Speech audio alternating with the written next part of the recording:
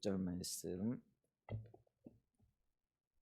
하나님의 말씀 고린도후서 3장 1절로 6절 말씀입니다.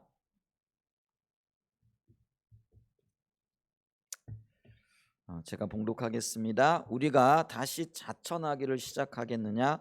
우리가 어찌 어떤 사람처럼 추천서를 너에게 붙이거나 혹은 너희에게 받거나 할 필요가 있느냐? 너희는 우리의 편지라 우리 마음에 썼고 무사람이 알고 읽는 바라. 너희는 우리로 말미암아 나타난 그리스도의 편지니 이는 먹으로 쓴 것이 아니요 오직 살아계신 하나님의 영으로 쓴 것이며 또 돌판에 쓴 것이 아니요 오직 육의 마음판에 쓴 것이라. 우리가 그리스도로 말미암아 하나님을 향하여 이같이 확신이 있으니 우리가 무슨 일이든지 우리에게서 난 것 같이 스스로 만족할 것이 아니니 우리의 만족은 오직 하나님으로부터 나느니라. 그가 또한 우리를 새 언약의 일꾼 되게 만족하게 하셨으니 율법 조문으로 하지 아니하고 오직 영으로 함이니 율법 조문은 죽이는 것이요 영은 살리는 것이니라. 아멘. 네, 오늘부터 성령에 의한 삶 좀 살펴보기를 원하고요. 오늘 또 소주제로 신약의 삶이란 그런 주제를 가지고 좀 말씀을 나누기를 이렇게 원합니다. 우리가 지금 십자가 복음에 대해서 공부를 하고 있고요. 또 십자가 복음은 인격체 대신 예수 그리스도와의 인격적인 교제를 말하는 거죠.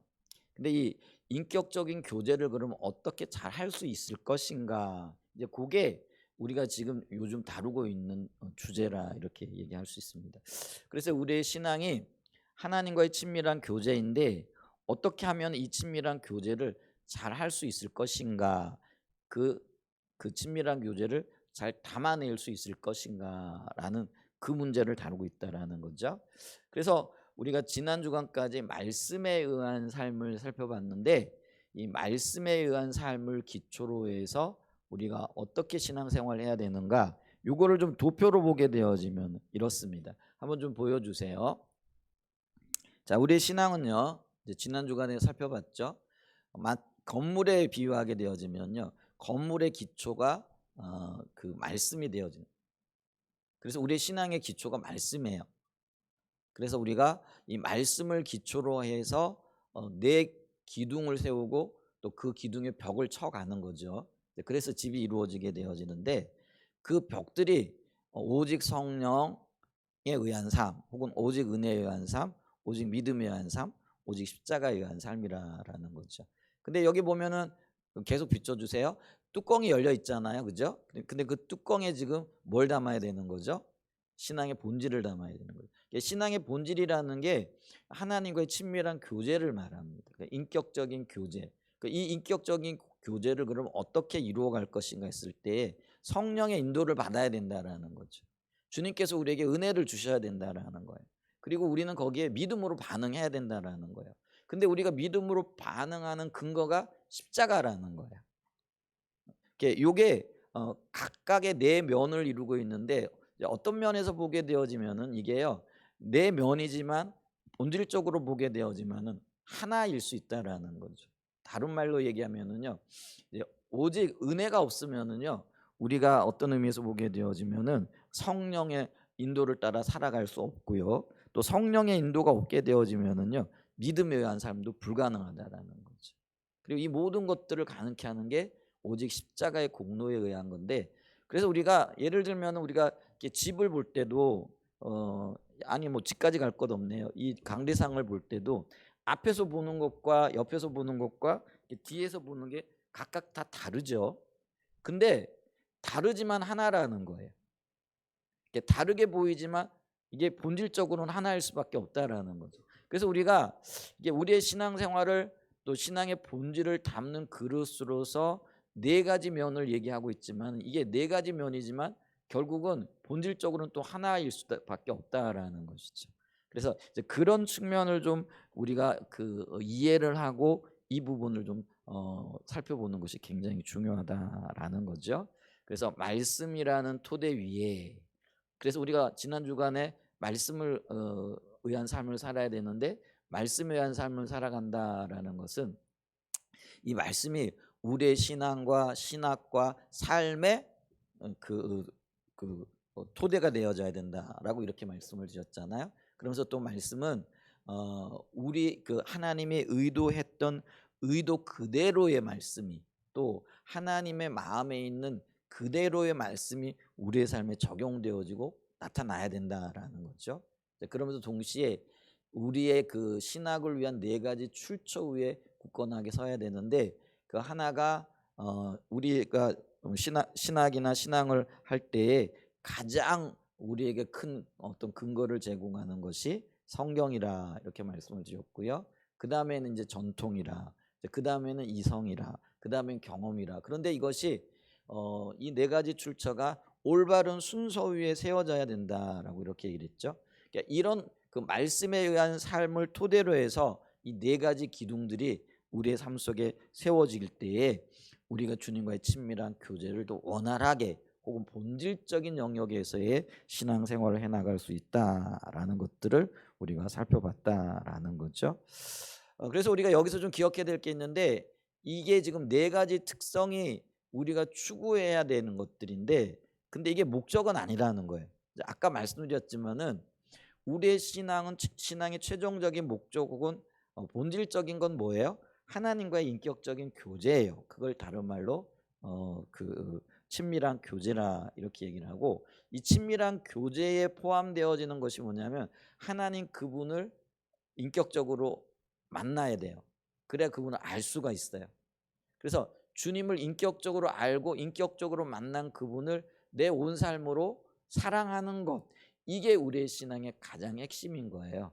자, 그랬을 때의 이 네 가지 기둥들은 이 신앙의 본질을 어떻게 하면 좀 더 그 효과적으로 혹은 그 하나님이 원하시는 대로 이루어갈 수 있을 것인가 이거를 그래서 이게 좀 표현이 그렇지만은 수단이라는 거죠. 본질을 담기 위한 수단, 그릇이라는 것이죠.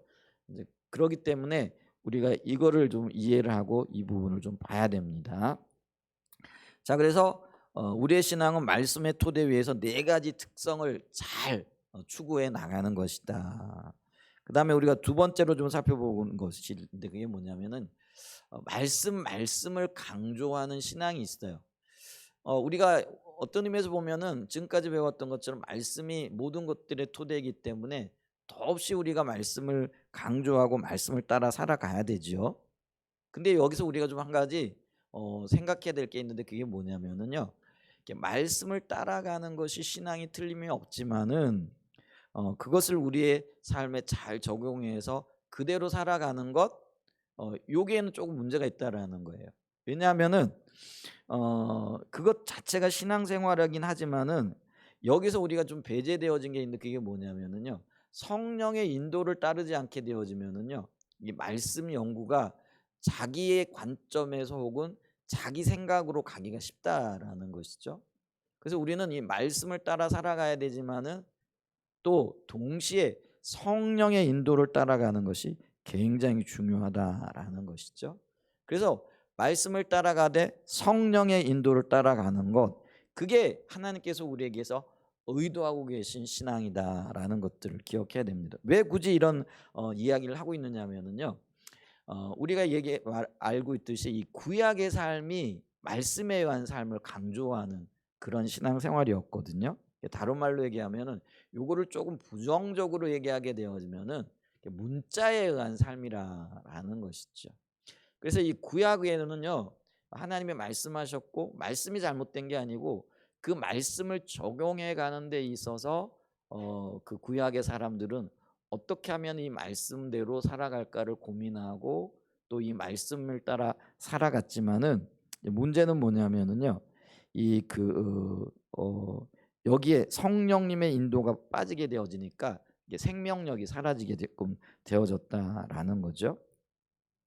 우리가 그걸 잘 알 수 있는 게 구약의 말씀 중심의 신앙을 이야기했고 또 구약의 사람들이 말씀을 따라 살아가고자 하는 그런 몸부림을 쳤어요. 그런데 결국에 그들에게 왔던 건 뭐예요? 심판과 죽음이었거든요. 만약에 이 구약 시대에 말씀을 잘 연구하고 그걸 잘 적용함으로써 그들이 말씀을 잘 그들의 삶 가운데 온전하게 이루어낼 수 있었다라고 한다면은요. 우리 주님이 오실 필요가 없었겠죠. 다시 말씀드린다면 주님이 이 땅에 오셨다라는 것은 구약 시대에 제시되어진 말씀이 그걸 잘 연구하고 지키려고 애를 썼지만은 이 땅에서는 그 말씀을 따라 살아가고 지킬 만한 그런 능력이 있는 사람들이 없었다라는 거예요. 그러니까 말씀 중심의 신앙생활을 했지만 문제는 말씀에 있는 게 아니라 그 말씀을 지킬 만한 능력이 사람에게는 없다라는 거예요. 이게 문제라는 거예요. 여러분 잘 들으시길 바랍니다. 구약이 실패했어요. 그러니까 예수님이 오신 거예요. 근데 구약의 특징이 뭐라는 거예요? 말씀이었다라는 거예요. 근데 이 완전한 말씀임에도 불구하고 이 말씀을 지킬 만한 능력이 사람에게는 없었던 거죠. 그래서 주님께서 새로운 계획을 세우셨는데 그게 뭐냐면은요, 성령을 통하여 말씀을 새롭게 깨닫게 하고 또 예수 그리스도의 십자가의 공로 안에서 우리를 온전한 구원의 길로 인도하기를 원하셨다라는 것이죠. 자, 그래서 우리가 이 구약 시대에도 보게 되어지면은요, 이 말씀이 강조되어졌고 말씀 따라 살아가려고 부단하게 노력을 했음에도 불구하고 그렇게 할 수 없다. 그렇기 때문에 새로운 언약, 그게 신약이거든요. 새로운 언약이 필요하다라는 것을 말씀하고 있는데 그 말씀 구절이 예레미야 31장 31절로 34절 말씀입니다. 자, 우리가 예레미야 31장 31절을 보면요, 여호와의 말씀이니라. 보라, 날이 이르리니 내가 이스라엘 집과 유다 집에 새 언약을 맺으리라. 옛 언약이 있어요. 근데 그 옛 언약이 뭐예요? 모세의 율법이죠. 그런 다른 말로 얘기하면은요, 문자화 되어져 있는 그런 언약들이라는 거죠. 그래서 이 구약의 성도들이 혹은 이스라엘 사람들이 모세의 율법에 그토록 집착했던 이유가 그 언약 안에 하나님의 생명이 있다라고 봤기 때문에 그렇다라는 거예요. 그런데 그 언약이 온전한 구원을 또 온전한 소망을 주질 못해요. 그러니까 하나님께서 새 언약을 이들에게 주시겠다 이렇게 얘기를 하는 거죠. 근데 이 언약은요, 예수 그리스도의 피를 통해 얻게 되어진 언약인 겁니다. 자, 그랬을 때 여기 계속 좀 읽어보면은요, 자, 이 언약은, 이 새 언약은 이렇게 얘기를 하죠. 내가 그들의 조상들의 손을 잡고 애굽 땅에서 인도하여 내는 날에 맺은 것과 같지 않을 것. 자, 그들의 조상들의 손을 잡고 애굽 땅에서 인도하여 내던 날에 맺은 것, 이게 옛 언약이에요. 구약인데 이 옛 언약이 어디에서 체결되어졌어요? 시내산에서 체결이 되어졌고요. 그리고 구약 성도들의 신앙의 핵심을 이루었던 것이 바로 이 옛 언약이었다라는 거예요. 자, 그 옛 언약에는요, 하나님께서 그들의 남편이 되셨고, 그리고 그 백성들은 아내가 되어졌다라는 거죠. 그렇게 비유가 되어져 있어요. 근데 그럼에도 불구하고 그들이 이 언약을 깨뜨렸다라는 거예요. 근데 여러분 보십시오. 언약에 문제가 있는 게 아니라 언약을 받은 사람들에게 문제가 있었기 때문에 이 언약이 깨졌다라는 거예요. 그래서 이 옛 언약이 파기되어지고 새 언약을 세울 수밖에 없다라는 거예요. 그러니까 제가 지금 구약이 문자에 의한 삶이고 그 얘기는 성경 말씀을 잘 연구해 가지고 그걸 잘 지키면은 구원을 얻고 생명을 얻을 수 있다. 얻을 수 있어요. 그런데 사람들 중에 그 누구도 이 그 언약, 그러니까 구약의 말씀을 온전하게 지키고 온전하게 그의 삶에 열매를 맺을 사람이 단 한 사람도 없다라는 거예요. 이제 여기에 문제가 있다. 그렇기 때문에 실패했다라는 것이죠. 자, 그렇기 때문에 깨어진 언약을 대신하여 33절에 보면은요, 내가 새 언약을 세우겠다 이렇게 말씀을 하시죠. 자, 그러나 그날 후에 내가 이스라엘 집과 맺을 언약은 이러하니 곧 내가 나의 법을 그들의 속에 두며 그들의 마음에 기록하여 나는 그들의 하나님이 되고 그들은 내 백성이 될 것이라. 여호와의 말씀이라. 근데 이 새 언약이 뭔가, 그리고 새 언약의 특징이 뭔가라고 이야기했을 때 하나님께서 옛 언약을 파괴하시고 새 언약을 세우실 텐데 그 새 언약의 특징은 뭐냐면은요, 그들의 속에 두겠다라는 거죠. 그래서 곧 내가 나의 법을 그들의 속에 두며 그들의 마음에 기록하여. 이렇게 얘기를 한다는 거죠. 그러니까 이 새 언약의 특징, 신약의 언약의 특징은 뭐냐면은요, 문서로 주어진 게 아니라 마음에 심겨진 거라는 거예요. 그래서 사도 바울은 이거를 신비에 새겨졌다 이렇게 얘기를 하죠. 우리의 마음판에 새겨졌는데, 그럼 그 마음판에 새겨졌다라는 게 어떤 의미냐? 그게요. 이게 지금 예레미야 시대 때만 해도 이게 도대체 어떤 말인지 이해를 못했어요. 이게 도대체 이게 그 하나님의 말씀이 마음에 새겨진다라는 게 도대체 어떤 의미일까?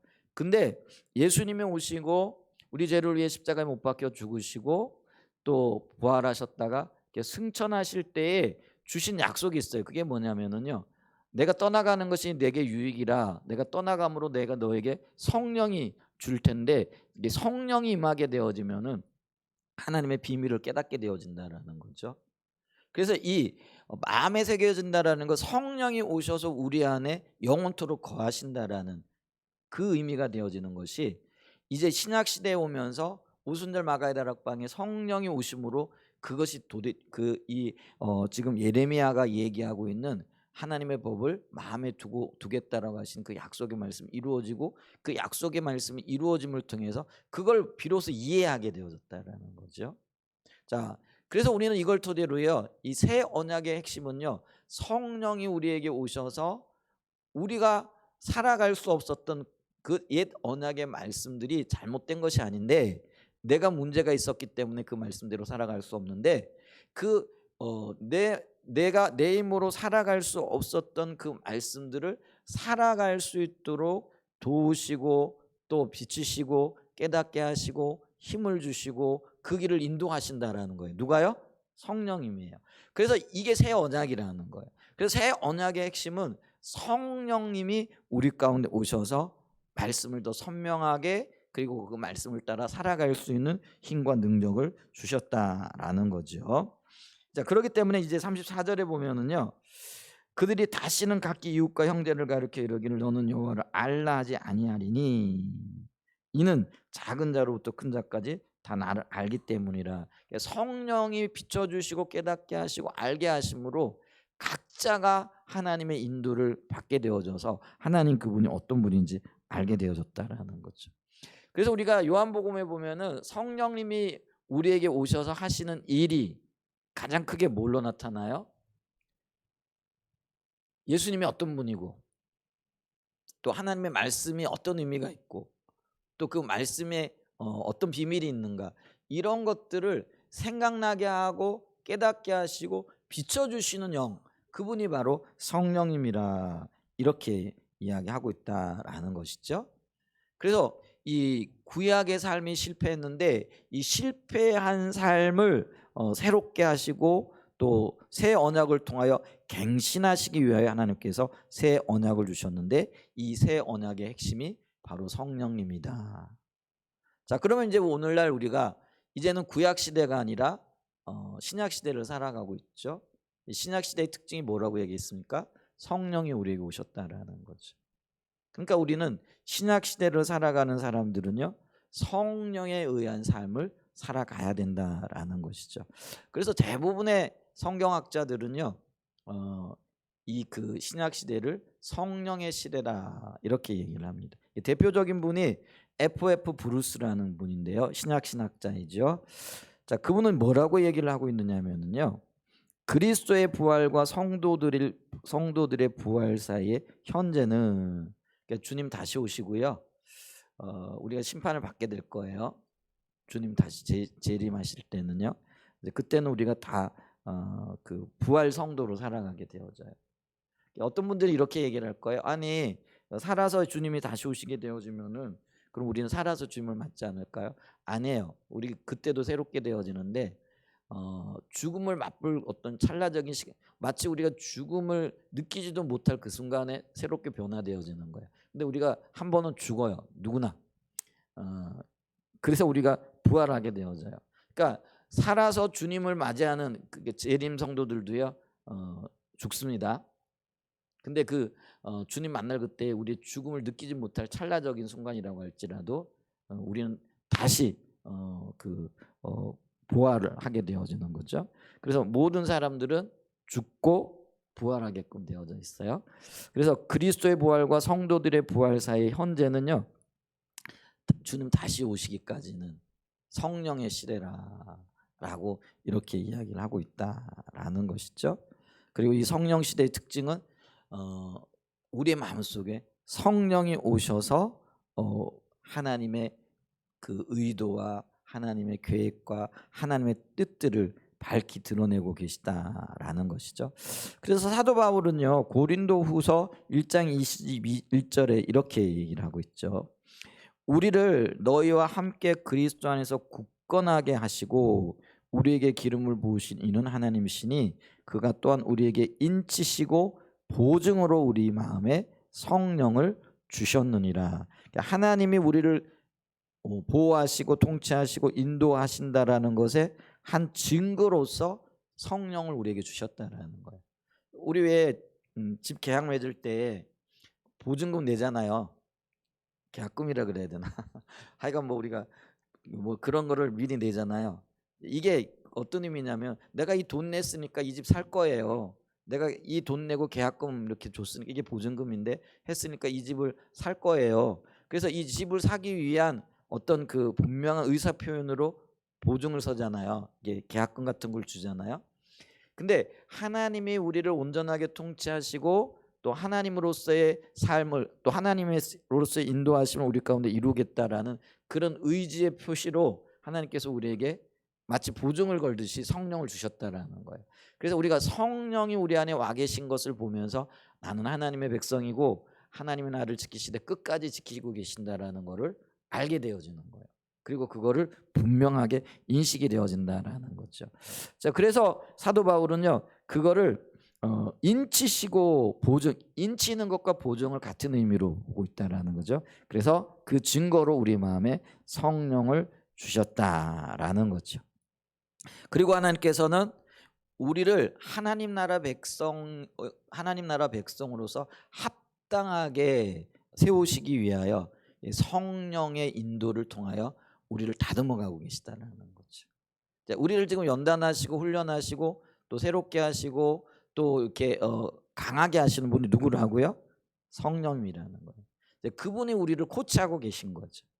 그분이 우리 속에서 우리를 이 길로 가면 안 돼. 이건 이런 의미야. 내가 원하는 건 이거야. 하는 그런 것들을 통하여 이끌고 가고 계시다라는 거예요. 자, 그러면 우리가 그리스도인으로서 하나님이 기뻐하시는 하나님의 백성이 되어지기 위해서는 그럼 우리가 어떻게 해야 된다라는 거예요? 성령께 민감해야 되는 거예요. 그리고 성령의 인도와 통치를 받아야 되는 거예요. 그래서 말씀이 우리의 삶의 기준인데 이 말씀이 원래 의도하셨던 그대로의 하나님의 의도를 알기 위해서도 우리는 어떻게 되는 거예요? 성령께 민감해서 혹은 성령께 묻고 혹은 성령께서 비춰주시는 것을 깨달아 나가야 된다라는 거예요. 그렇기 때문에 이 구약 시대에는요, 이게 안 된 거죠. 그러니까 말씀을 듣긴 들었어요. 기준이 보여져요.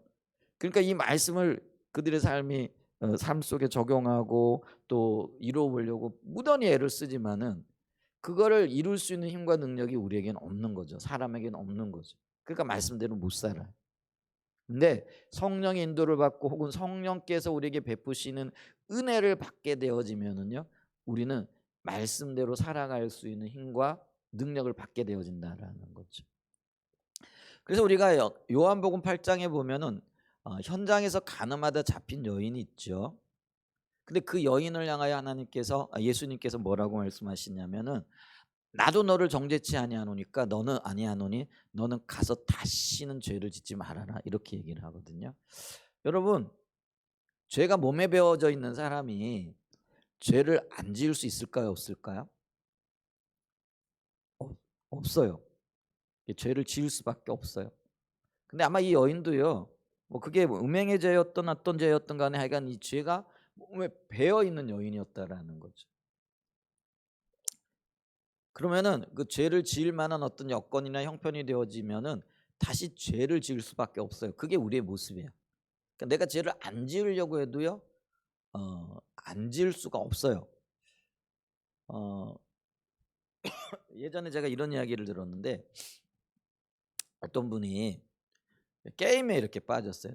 요즘으로 얘기하면 미디어 중독에 빠진 거죠.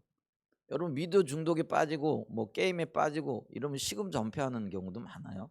요즘 아이들이 좀 이렇게 위험한 게 뭐냐면은요. 뭐 게임 중독이라든지 미디어 중독 이렇게 빠지면은요. 해야 할 일 또 뭐 이런 것들도 없어요. 그러니까 어떤 때는 밥도 안 먹고 3박 4 일씩 그 게임에 몰두해 있는. 그래 가지고요. 그 게임만 하다가 죽은 아이들도 있죠. 이게 있을까 싶은데 그런 일들도 있는 거죠.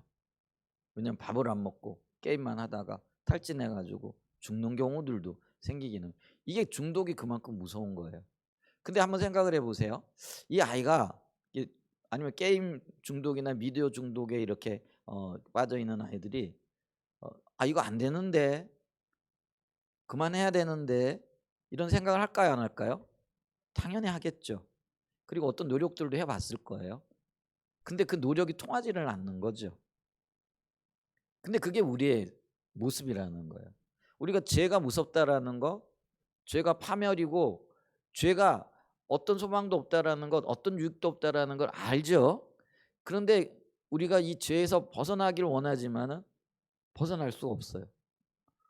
우리가 늪에 빠져 있는 사람이 헤어나오기를 원해 가지고 발버둥 쳐 보지만은 점점 더 발버둥 치면 칠수록 이게 더 깊이 빠져들어가잖아요. 그게 죄의 특성이 바로 그렇다라는 것이죠. 안 돼요. 그럼 예수님도 그걸 알고 계셨겠죠. 이 여인이 죄에 빠져 있는 여인이고 혹은 죄에 중독이 되어져 있는 여인이고 여러분 얼마나 이렇게 중독이 되어져 있었으면은요. 그거 끊어야 할 걸 못 끊고 있다가 사람에게 발각이 되어져서 돌 맞아 죽을 위기를 겪겠느냐라는 거죠. 자 그런데 예수님께서는 이 여인을 향하여 뭐라고 얘기를 하냐면은 "죄를 짓지 말아라." 근데 여러분 그러면 어떤 면에서는요. 예수님의 이 말이 굉장히 무책임하게 들릴 수도 있어요. "죄를 끊을 수가 없는 여인에게 죄 짓지 말아라. 너 가서 다시는 죄 지으면 안 돼." 이렇게 얘기를 하잖아요. 그러면은 우리는 이렇게 생각할 수 있어요. 아니 죄는 마치 중독과 같아서 안 지을래 안 지을 수가 없는데 어떻게 예수님은 그 여인에게 죄 짓지 말아라 다시는 이렇게 말할 수 있을까? 여러분 여기에 비밀이 있는 게 뭐냐면은요. 예수님께서 이 여인에게 은혜를 베푸시겠다는 그런 의미예요. 그러니까 여러분 보세요. 내 힘과 내 능력으로 죄를 극복하려고 아무리 노력하고 아무리 애를 써도 안 돼요. 근데 주님이 은혜를 주시면은요. 우리가 그 문제를 해결할 수 있는 거예요. 여러분 우리가 예수 믿는 분들이요. 특별히 이게 그 중독에 빠져 있거나 뭐 이런 분들이 예수 믿고 주님의 도우심으로 이 중독 문제에서 해결되는 분들이 여러분들이 계세요. 이게 중독도 다양하죠. 마약 중독. 이 얘기가 나왔는데 요즘 마약도요. 우리 대한민국에서도 이제는 청정 지역이 아니라고 하더라고요. 심지어는 어떤 사람들에게요. 김밥에다가 이 자극적인 마약을 섞어 가지고 판대요. 근데 한번 마약을 먹으면은요. 뇌의 구조에 변화가 생긴대요. 그래서 이 마약을 안 먹으면 안 된대요. 그러면 점점 더 피폐해지는 거예요. 그러니까 가끔 있잖아요. 음식을 파는데 그 음식에다가요. 마약을 넣어 가지고 파는 거예요. 그러니까 사람을 망가뜨리려고 작정을 한 거예요. 돈 벌려고. 이제 그런 일들이 지금 대한민국에서도 지금 일어나고 있잖아요. 근데 여러분 이 마약은요. 한번 손을 대게 되어지면은 헤어날 수가 없는 거죠. 그런데 이 헤어날 수 없는 이 일들을 예수님께서 함께 하시고 도움을 주시고 은혜를 베풀어 주셔서 극복한 사람들의 예들이 수없이 있거든요. 그러니까 예수 믿고 예수 안에서 그런 일들이 가능해요. 근데 이 일들이 가능한 거는 내 힘이 아니고요. 하나님께서 예수님 안에서 성령님을 통하여 은혜를 베푸셨기 때문에 가능하다라는 거예요. 그래서 이 은혜는요. 하나님의 뜻을 이룰 수 있도록 도우시는 살아계신 성령님의 능력이에요. 예수 그리스도의 능력이고 하나님의 능력이라는 거예요. 자, 그랬을 때 예수님이 그 여인을 보내실 때 너 네 힘으로 살아라 이게 아니에요. 이제 내가 너에게 능력을 베풀고 네가 내 안에서 새 힘을 얻게 되어질 거라. 이런 의미로 주님께서 내가 함께 하니까 너는 다시는 죄를 짓지 않게 될 거야라는 그런 의미의 말씀이라는 거죠.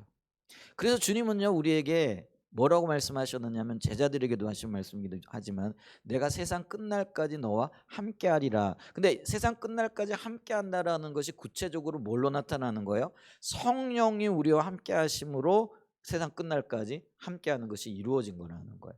근데 이 성령이 함께하신다라는 그 의미가 다른 말로 얘기하면은요, 하나님의 은혜를 부으신다라는 거예요.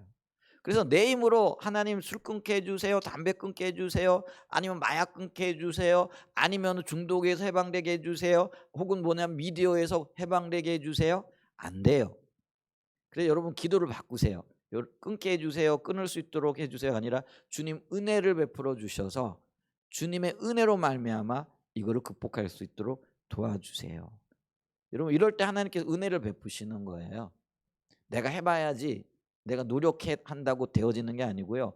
하나님의 능력이 우리에게 임하게 되어질 때에 그 하나님의 능력으로 술도 끊고요, 담배도 끊고요. 여러분 우리 뭐 술 담배 끊었다는 얘기는 수없이 들었잖아요. 이제는 마약도 하나님의 은혜로 끊게 되어지는 시기가 올 거예요. 그런 것들을 우리가 보게 될 거고, 미디어 중독도 마찬가지예요. 여러분 내 힘으로는 안 돼요. 내가 해보려고 해서 되는 게 아니에요. 주님 성령 안에서 내게 은혜를 베풀어 주세요. 은혜로 함께하여 주세요. 이렇게 절실하고 절박하게 가난한 마음을 가지고 주님 앞에 엎드리게 되어질 때에 우리 안에 계신 성령께서 일하시기 시작을 하는 거예요. 그래서 성령이 일하게 되어질 때요, 그 모든 합당치 않은 것들이 끊어지는 거예요.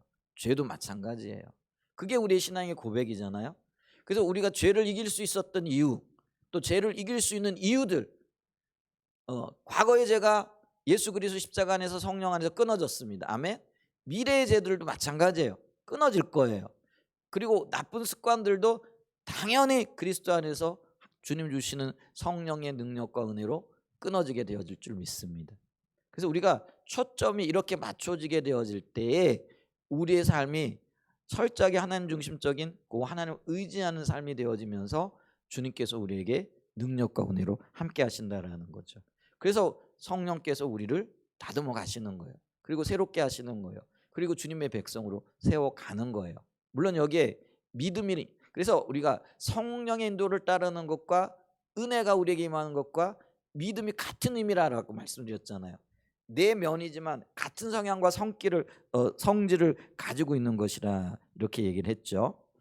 자, 그래서 하나님은 하나님의 백성을 세우시기 위하여 성령님을 그 마음 가운데 새 언약을 주시고 세워두셨다라는 거죠.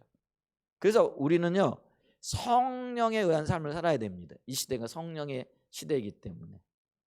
자, 그래서 우리의 신앙생활에서 가장 관건이 뭐야 되느냐면, 그러니까 핵심이 뭐냐면, 오늘 말씀의 핵심이 뭐냐면은요, 성령과 동행하는 자리에 있어야 된다라는 것이죠.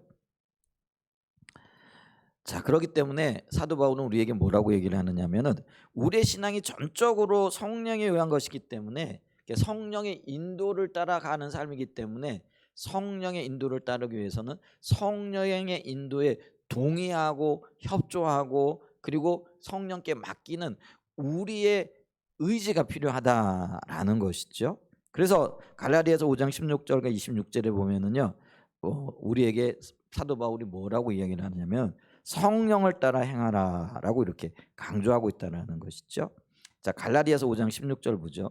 내가 이루노니 너희는 성령을 따라 행하라. 그리하면 육체의 욕심을 이루지 아니하리라. 이렇게 얘기를 한다는 거죠.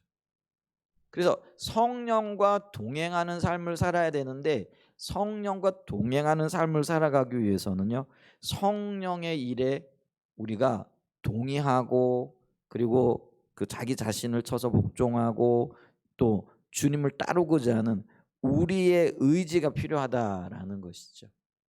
근데 그러면 여기 또 한 가지 문제가 생겨요. 그게 뭐냐면, 아니 우리의 의지로 안 된다면서요, 우리의 의지로 어떻게 주님을 따라갈 수 있습니까? 아니요. 이걸 이제 우리가 동역자의 삶이라 이렇게 얘기를 하죠. 근데 하나님께서는요, 하나님의 계획을 이루어 가시되 전적으로 또 한편으로는 우리에게 뭘 요구하시느냐면은 우리의 동의를 요구하신다라는 거죠. 그러니까 동의는요, 뭐 우리가 어떤 힘과 능력으로 어떤 일을 할 수 있다 이게 아니고요, 내 힘으로는 안 되기 때문에 주님이 오세요. 그래서 주님이 이루어 주세요. 이 고백이고, 그리고 주님이 하실 수 있다라는 우리의 믿음의 표현이 필요하다라는 거예요. 그래서 우리의 삶의 모든 영역에 있어서는요, 성령이 일하시지만은 그 성령이 일하심에 대한 우리의 동의, 그게 곧 다른 말로 얘기하면 믿음이라는 거죠. 이게 절대적으로 필요하다라는 것이죠. 그래서 우리가 이런 그 고백을 하게 될 때 내 힘으로는 안 돼요. 그래서 주님이 오셔야 돼요. 이게 가난한 마음이고요. 이런 가난한 마음을 주님 앞에 고백하게 되어질 때 그게 믿음이 되어지는 거예요. 그래서 주님이 오셔서 우리를 지금 어, 통해서 일한다라는 거죠. 그런데 17절에 보게 되어지면은요, 이 육체를 따라 행하는 거, 그게 뭐냐면은요, 육체를 따라 행한다라는 게 뭐냐면 내 힘과 내 능력으로 해보겠다라는 거예요. 그러니까 죄도 내 힘으로 이겨보고, 또 말씀도 내 능력으로 한번 감당해보고, 내가 원하는 어떤 것들을 이루어보겠다. 이게 육체의 소욕이고요.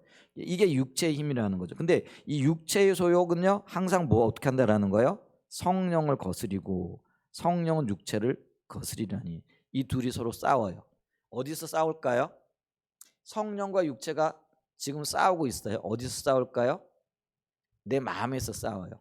내 생각에서 싸워요. 그래서 우리가 늘 이렇게 하죠. 이게 육체를 따라갈까 아니면 육체의 소욕을 따라갈까 이잖아요. 이게 좀 표현이 좀 그렇지만은요. 우리가 예를 들면 그래요. 이게 좀 그 원초적인 어떤 예를 좀 들어보면은요. 몸에 아픈 분이 있어요.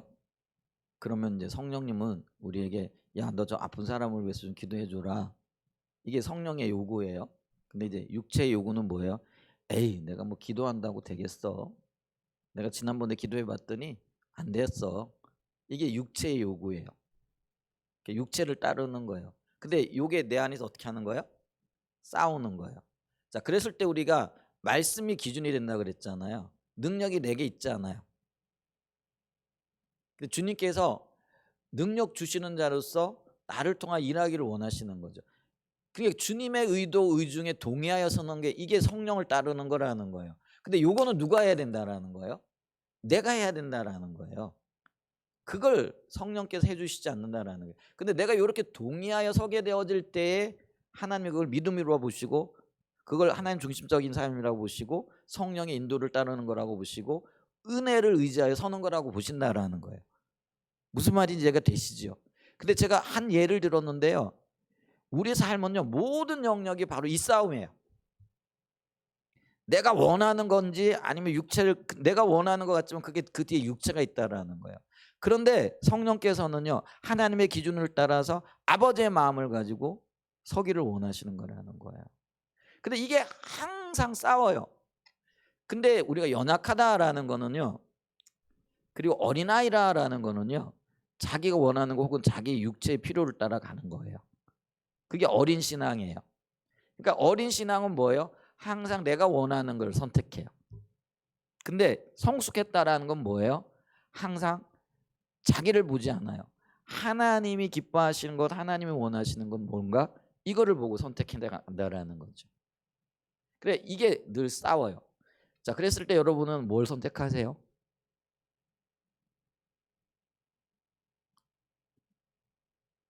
이게 지금 우리의 영적인 싸움이라는 거예요. 그리고 지금 우리가 지금 당면에 있는 문제이기도 하다라는 거예요. 사실은요, 하나하나가 다 그래요. 지금 아마 주일날 아침에 교회에 오는 것도 오늘 이제 갈등이 생기는 거예요. 눈이 조금만 와서 그렇지 눈이 한 10cm 정도 쌓였다 이렇게 생각이 되어지면은요, 이제 갈등이 생기는 거예요. 육체는 뭐라고요? 아, 오늘 눈 왔어. 오늘 교회 가기 너무 힘들어. 안 가도 될 것 같아. 날씨가 너무 추워. 근데 성령은 뭐예요? 오늘 예배하는 날이야. 저희 예전에 우리 원로 목사님 뭐라고 말씀하셨죠? 아파 죽을 정도가 아니면 교회 와야 된다 이렇게 얘기를 하셨거든요. 근데 그러면 있잖아요. 아, 그러면 하나님 기뻐하는 게 뭐지? 예배하는 거. 또 오늘 주의 날이니까 주님 앞에 나가는 거. 그걸 선택하여 나가는 거예요. 그럼 이 선택하여 나가게 되어질 때 어떤 일들이 일어날까요? 은혜를 베푸시는 거예요. 눈이 10cm 쌓여가지고 발목까지 잠겨서 못 갈 줄 알았더니 나와 보니까 길이 뻥 뚫려 있네. 왔더니 벌써 누가 소금 뿌려가지고 다 녹았네. 오늘 아침에 제가 이렇게 올라왔는데 이 올라오는 길이 좀 미끄럽더라고요. 그랬더니 영원이가 나오더니 아빠 저기 제사람이 있는데 저 뭔지 좀 보자. 좀 귀찮아가지고 야 그만두자. 그게 육체를 따르는 거예요. 그래 그만뒀어요. 좀 뿌려주면 좋았을 텐데. 근데 아침에 제가 좀 바쁘거든요. 그렇게 육체를 따른 거였어요. 근데 이제 조금 후에 우리 집사님 와가지고 제사를 뿌렸다 그랬어. 제가 못했는데 잘하셨네요. 나가 보니까 뿌렸어. 여러분 좀 편하게 오셨을 거예요. 거기 우리 언덕벽에 올라오는데 뿌리셨어요 우리 집사님이. 이게 어떤 면에서는요, 그 성령의 인도를 따른 거고요. 저는 육체를 따라가지고 귀찮아 그만해 이렇게 되어지는 거예요. 근데 그 모든 것들이 우리 갈등이에요. 그리고 모든 것들이 하나하나가요 이런 영적인 싸움이라는 걸 기억하셔야 됩니다. 그게 우리 마음에서 우리 생각 속에서 일어나고 있는 거예요. 근데 성령의 인도를 따라가는 사람은요, 아까 그겠죠. 성령 인도를 따르는 게 은혜에 의한 삶이고, 은혜에 의한 삶이 말씀에 기초하는 거고, 그것이 십자가의 믿음으로 반응하는 거예요. 그게 같이 가는 거라는 거예요. 자, 이해가 되셨죠? 자, 그래서요 우리는 성령을 따라 행해야 돼요. 왜냐하면 이 성령과 육체가 우리 안에서 늘 싸우기 있기 때문에 그렇다라는 거죠. 자, 그래서 18절에 보면은요, 너희가 만일 성령의 인도하시는 바가 성령의 인도를 따라 살아가게 되면 율법 아래 있지 않다. 율법 아래 있다라는 것은 뭐냐면 육체 그리고 자기의 노력 또 자기의 힘으로 살아가는 것과 관련이 되어지는 거예요. 육체를 따라가는 거는 거죠. 자, 그러면서 육체의 일은 분명하니 곧 음행과 더러움과 호색과. 육체를 따라가니까 즐거운 것들을 추구할 수밖에 없죠.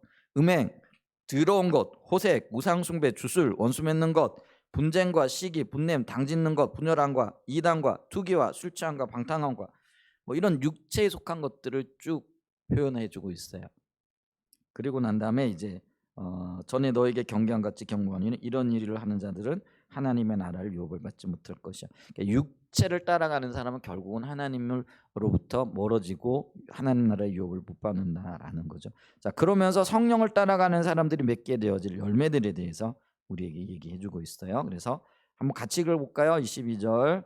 오직 성령의 열매는 사랑과 희락과 화평과 오래 참음과 자비와 양성과 충성과 온유와 절제니 이 같은 것을 금지할 법이 없느니라. 그리스도 예수의 사람들은 육체와 함께 그 정욕과 탐심을 십자가에 못 박았느니라. 자, 그러면서 우리에게 사도 바울이 뭐라고 얘기를 하냐면요, 만일 우리가 성령으로 살면 성령이 너희 안에 계시면 그런 얘기예요. 그러면 너희는 어떻게 하라는 거죠? 성령으로 행할지니. 성령과 발을 맞춰 나가라는 거예요. 성령과 동행하는 삶을 살아가라라는 거죠. 그래서 육체를 구하여서 헛된 영광을 구하여 서로 노엽게 하거나 서로 투기하지 말고 성령을 따라 행해라. 그래서 있잖아요, 성령의 인도를 따른다 혹은 신약의 삶을 살아가는 사람들에게 있어서 핵심이 뭐냐면 성령과 동행하는 삶이에요. 그러니까 성령과 어떻게 동행할 것인가? 우리가 성령을 택하여 나가는 거예요. 성령님의 인도를 구하여 나가는 거예요. 그분을 의지하여 나가는 거라는 것이죠. 그래서 이것이 우리의 신앙의 핵심입니다.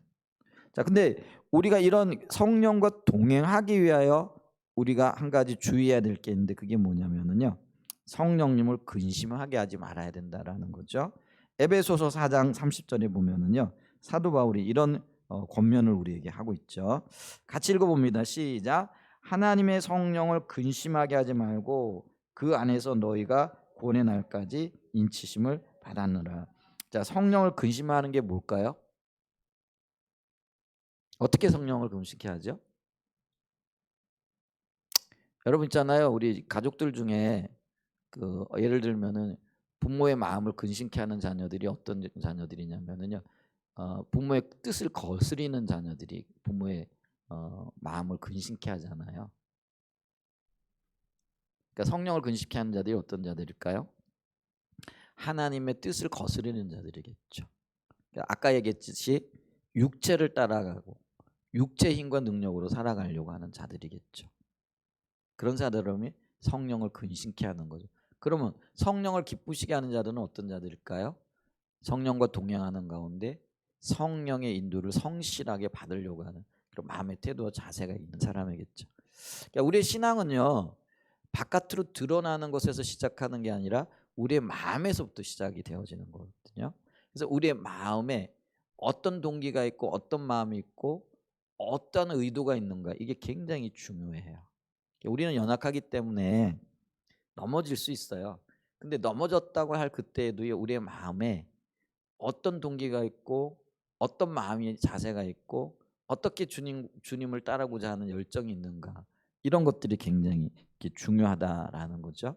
그래서 우리가 신약 시대가 성령에 의한 삶이기 때문에 내가 연약하고 부족하고 때로는 육체로 인하여 넘어진다고 할 그때라도 내 안에 계신 성령님을 기쁘시게 하는 삶을 살고자 하는 그런 마음의 자세와 태도가 필요하다라는 거예요.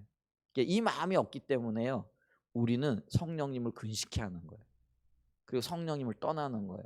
그리고 성령을 무시하는 거예요. 성령님을 무시하고 자기의 원함과 자기의 뜻을 따라 살아가는 자리에 서게 되어진다라는 것이죠. 그렇기 때문에 구약적인 의미에서 보게 되어지면은요, 이게 그 가난한 심령을 얘기를 하는 거죠. 그래서 심령이 가난한 자는 하나님께서 하나님 나라를 보게 하시고요, 또 하나님 나라를 유업으로 주게 하시는 것을 우리가 알 수 있죠. 그래서 우리의 마음의 태도와 자세에서부터 이 성령님을 근심케 하는 것, 이런 것들이 있는가를 좀 살펴보는 것들이 굉장히 중요하다라는 것이죠. 그래서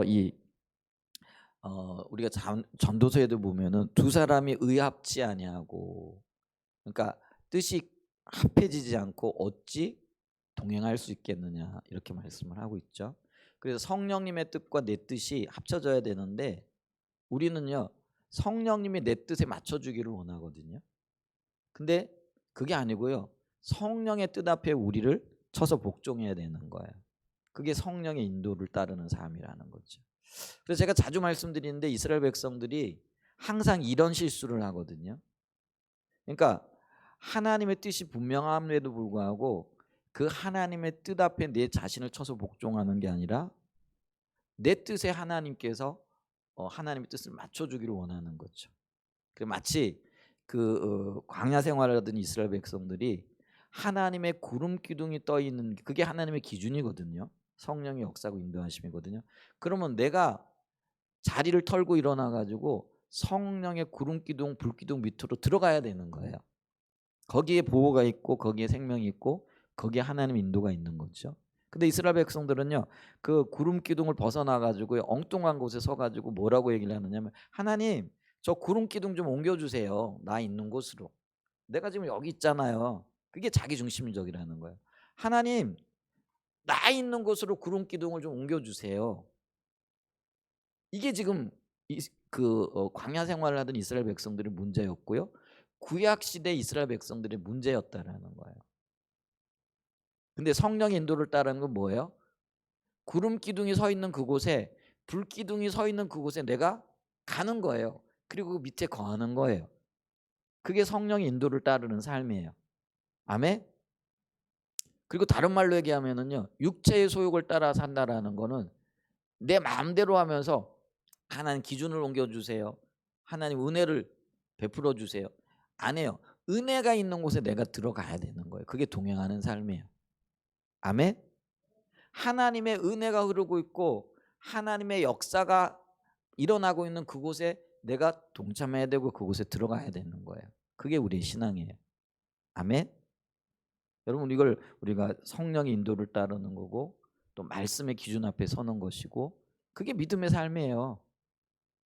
근데 우리는 너무나 자주요, 자기 고집을 세우는 거죠. 자기 기준을 가지고 내 기준에 말씀이 맞춰지고 하나님의 은혜가 더하여지고 성령의 역사가 함께하기를 기대하고 그렇게 고집을 부리고 있죠. 근데 그런 일들은 없습니다. 주님은 적어도 그 일에 있어서 양보하지 않습니다. 너무나도 분명하다라는 거죠. 그래서 우리가 성령 인도를 따라간다라는 것, 신약 시대는 성령의 시대이기 때문에 성령과 동행하는 삶을 살아야 됩니다. 그러니까 동행하는 삶을 살기 위해서는요, 내 뜻을 버려야 돼요. 아까 얘기했죠?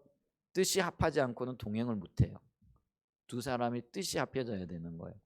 사도 바울과 바나바도요, 두 사람의 의견이 다르죠. 뜻이 다르죠. 그러니까 나중에 갈라서잖아요. 동행하지 못하잖아요. 그런 일들이 있는 거예요. 성령과 동행하기 위해서는요, 내 뜻은 내려놓고 하나님의 뜻만이 소중한 그 자리로 나가야 됩니다. 그게 성령을 근심하지 않는 겁니다. 그리고 그것이 성령과 동행하는 겁니다. 이렇게 성령과 동행하게 되어질 때에 성령 안에서 우리는 자유를 누리게 되어질 것이고 하나님이 주시고자 하신 유업들을 풍성하게 누리게 되어질 겁니다. 아멘. 말씀을 좀 마무리합니다. 구약 시대는 말씀에 그런 그 어떤 신앙의 기조들이 있었죠. 근데 그 말씀을 추구했던 그 구약 시대에 신앙생활했던 분들은 실패했습니다. 말씀에 문제가 있었던 것이 아니라 말씀을 바라보는 사람에게 문제가 있었다라는 거예요. 그래서 하나님께서 우리에게 성령을 보내주셨어요. 그래서 사람이 아니라 성령의 인도를 따라 살아가게 되어질 때 이제는 승리하는, 또 하나님의 유혹과 생명 가운데 거하게 하시는 그런 열매들을 거두게 하신다라는 거죠.